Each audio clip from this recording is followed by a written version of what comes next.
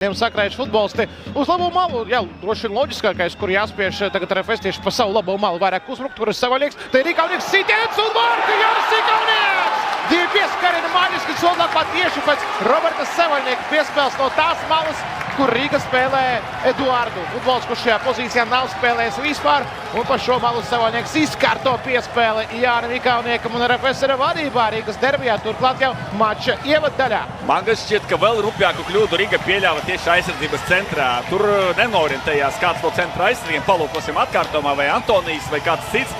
Jo Jānis Ikaunieks nedrīkstēja pēc tik garas piespēles sagatavot sitienu, notēmēt un brīvi iesist vārtu stūrī.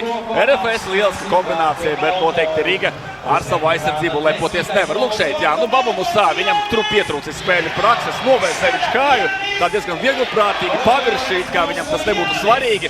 Būs, nebūs, un tas arī samot. Arī šobrīd turpina kontrolēt bumbu un meklēt laimi pie pretinieku vārtiem. Centrējums Ismails Diomandē zaudē duciņā Antoniem Černomordim, bet ir atkārtots sitiens Diomandē, pielabo Jāņa Ikaunieka sitienu piespēli Diomandē 2-0, un šeit notiek kaut kas traks.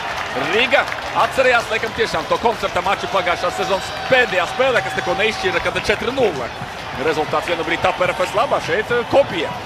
Rīga turpina daudz laist iekšā šajā sezonā, šīs sezonas sākumā, un Ikaunieks Ismails Diomandē laimīgs piespēries. Tur arī, var teikt, no mūsu skata punkta nebija saprotams, kur tur Diomandē pazudis, un arī Rīga aizsargiem izskatās, Diomandē bija tāds pazudis elements šajā uzrunā. Tad viens no pirmiem stūra sitieniem spēlē.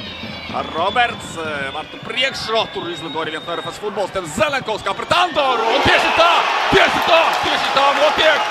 Dmitrijs Zelenkovs un Trimīnes eksplozijā iz priekiem, tomēr vairums atbalsta RFS LNK sporta parkā. Zelenkovs saka savu vārdu, turpinās latviešu dominance šajā vakarā. Dmitrijs Zelenkovs iepriekšējos derbijos viņš sita daudz no distances, pa stādiem bija trāpējis, bet tagad gūst vārtu savus pirmos šajā duelī.